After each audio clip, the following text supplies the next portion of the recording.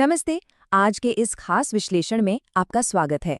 यार, आपने हीलर्स के बारे में तो सुना ही होगा, दयालु, दूसरों की मदद करने वाले, राइट? लेकिन क्या हो अगर एक दयालु हीलर दुनिया का सबसे खूंखार और चालाक मास्टरमाइंड बन जाए?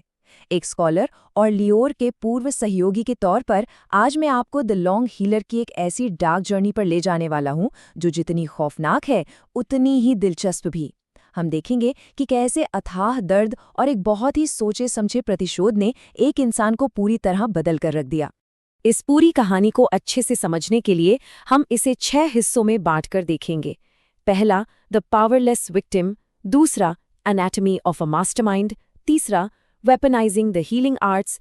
चौथा, टूल्स वर्सेस ट्रू कंपेनियंस। पांचवां, द आर्किटेक्चर ऑफ वेंजेंस। और अंत में छठा, द स्कार्स दैट रिमेन। तो चलिए बिना किसी देरी के इस कहानी की गहराई में उतरते हैं। शुरुआत करते हैं हमारे पहले हिस्से से, द पावरलेस विक्टिम, अंधेरे की ओर पतन। यहाँ हम ये समझेंगे कि कैसे उस सिस्टम की क्रूरता ने एक कमजोर इंसान को अंदर तक तोड़ दिया था। देखिए, आमतौर पर उस दुनिया में हीलिंग को क्या माना जाता था? बस पीछे खड़े रहकर योद्धाओं के घाव भरना, राइट? एक टिपिकल सपोर्ट क्लास काम। लेकिन लियोर ने इसे बिल्कुल बदल कर रख दिया। उसके लिए हीलिंग सिर्फ घाव भरना नहीं था, बल्कि बायोलॉजिकल लाइफ एनर्जी पर पूरी तरह से कंट्रोल करना था। समाज की इस बहुत बड़ी गलतफहमी ने एक ऐसी खतरनाक शक्ति को छुपा रखा था जिसके बारे में किसी ने सपने में भी नहीं सोचा था। और पता है इस जादू की असली कीमत क्या थी? ये कोई आम जादू नहीं था। इमेजिन कीजिए, हर बार जब लियोर किसी को हील करता तो उसे अस्थायी रूप से उनका सारा दर्द महसूस होता था। वो टूटी हुई हड्डियां, वो जलने की भयानक जलन और वो गहरा मानसिक आघात। ओरिजिनल हीरो पार्टी ने उसे सिर्फ अपनी जागीर समझा। उन्होंने उसकी चीखों को पूरी तरह से नजरअंदाज किया और उससे बिना थके काम करवाया।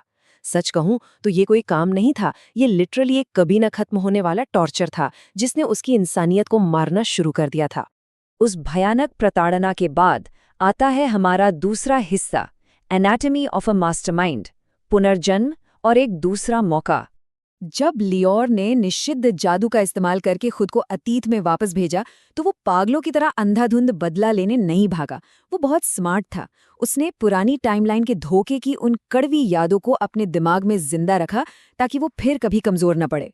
उसने बचपन से ही अपनी बॉडी को एकदम कठोर ट्रेनिंग दी, छुपकर कॉम्बैट आर्ट्स और कीमिया सीखी और पर्दे के पीछे से राजनीति को अपने इशारों पर नचाया। एक परफेक्ट मास्टरमाइंड बनने के लिए जिस गजब के धैर्य की जरूरत थी, वो सच में हैरान करने वाली है। जरा सोचकर देखिए कि वो पहले क्या था और बाद में क्या बन गया। पुनर्जन्म से पहले और बाद का ये फर्क लिटरली रोंगटे खड़े कर देता है। कहाँ वो एक कमजोर सा शिकार था और कहाँ वो एक बेहद चतुर रणनीतिकार बन गया। जिसे राज्य का एक प्रताड़ित गुलाम माना जाता था, वो दुनिया का सबसे खूंखार और ताकतवर राजनीतिक दिग्गज बन गया। एक टूटे हुए इंसान का इतना पावरफुल वर्ल्ड लीडर बनना ये साबित करता है कि अत्यधिक दर्द एक इंसान को किस हद तक बदल सकता है। अब बात करते हैं तीसरे हिस्से की, weaponising the healing arts, the clinical Arsenal. कैसे उसने अपनी हीलिंग को एक जानलेवा हथियार बना दिया। ये हिस्सा मेरा पर्सनल फेवरेट है। नॉर्मल मैजिक कॉम्बैट में क्या होता है? आप आग के गोले फेंकते हैं, जादुई ढाल बनाते हैं या सीधी तबाही मचाते हैं। लेकिन लियोर का तरीका, उसने फिजिकल रिकंस्ट्रक्शन का रास्ता चुना, मतलब बायोलॉजिकल एनर्जी के साथ खेलना।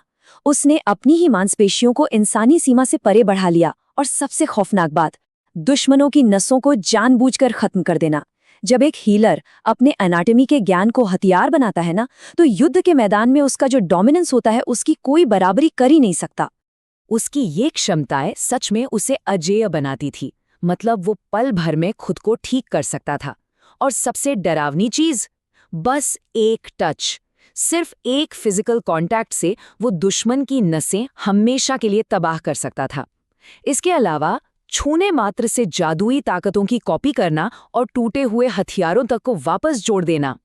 इन्हीं खौफनाक स्किल्स की वजह से उसने बड़े बड़े एलीट जादूगरों और शाही शूरवीरों को बहुत ही आसानी से धूल चटा दी। लेकिन इतनी ताकत और नफरत के बीच क्या उसके अंदर कुछ इंसानियत बची थी? हमारा चौथा हिस्सा इसी बारे में है, टूल्स वर्सेस ट्रू कंपेनियंस, मानवता का सहारा।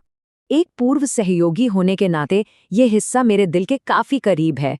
यहाँ आप लियोर को दोबारा लोगों पर भरोसा करने की कोशिश करते हुए देखते हैं। पुरानी हीरो पार्टी उसे सिर्फ अपनी प्रॉपर्टी समझती थी, एक ऐसा नौकर जिसे तब तक प्रताड़ित करना है जब तक वो टूट ना जाए। इसके एकदम उलट उसके नए साथियों ने उसे सच में एक इंसान की तरह ट्रीट किया। उन्होंने उसके ट्रॉमा को समझा और उसकी उस खोई हुई इंसानियत को वापस जोड़ने में उसकी मदद की। और पता है, ये नए साथी कौन थे? ये समाज के ठुकराए हुए लोग थे। बीस्ट फोक वॉरियर्स, पूर्व गुलाम, कुछ दुष्ट हत्यारे और घुमक्कड़ लोग। इन लोगों के साथ रहने से लियोर को एक कनेक्शन मिला, एक आपसी सम्मान मिला जो उन्हें उनके साझा दर्द ने दिया था। जो रिस्पेक्ट उसे उन तथाकथित महान लोगों से कभी नहीं मिली, वो उसे इन हाशिए पर खड़े लोगों में मिली जो बिना किसी शर्त के उसके साथ खड़े रहे। आगे बढ़ते हैं 5वें हिस्से पर, द आर्किटेक्चर ऑफ वेंजेंस, संघर्ष का विस्तार, क्योंकि ये बदला सिर्फ कुछ लोगों तक सीमित नहीं रहने वाला था। अगर आप इस बदले की टाइमलाइन को देखें तो ये कितनी तेजी से बदलती है। पहले साल में उसने बहुत ही सिस्टमैटिक तरीके से सिर्फ उन्हें निशाना बनाया जिन्होंने उसे सीधा टॉर्चर किया था, पर गेम वहीं नहीं रुका। दूसरे साल तक वो राज्य के छिपे हुए भ्रष्टाचार और ब्लैक मार्केट की पोल खोलने लगा। तीसरे साल में उसने शाही परिवार और राक्षसों के बीच की साजिशों का पर्दाफाश किया, और चौथे साल तक आते आते उसने पूरी दुनिया का छिपा हुआ असली इतिहास ही सामने ला दिया। एक पर्सनल बदला कैसे एक पूरे भ्रष्ट साम्राज्य की नींवें ला सकता है, ये उसका सबसे बेहतरीन उदाहरण है। और इस सब में उसकी सबसे बड़ी खूबी क्या थी? उसकी शैडो टैक्टिक्स। वो पावर के नशे में अंधा होकर तलवार लेकर मैदान में नहीं कूदता था। इसके बजाय उसने ब्लैक मार्केट को कंट्रोल किया, रईसों को आपस में लड़वाया और साइकोलॉजिकल वॉरफेयर का इस्तेमाल किया। उसने ये साबित कर दिया कि असली ताकत सिर्फ जादू से नहीं आती, बल्कि आपके दिमाग और रणनीतिक धोखे से आती है। अंत में जब उन एलीट हीरोज और राक्षसों से आखिरी लड़ाई हुई तो वहां सिर्फ ताकत या ब्रूट फोर्स काम नहीं आई। वहां लियोर की बुद्धिमत्ता, उसकी हीलिंग मैनिपुलेशन और दुश्मनों पर उसका पूरा साइकोलॉजिकल डोमिनेंस काम आया। वो सिर्फ लड़ नहीं रहा था, वो लिटरली पूरे युद्ध को अपने इशारों पर नचा रहा था। हर एक चाल उसकी खुद की तय की हुई थी।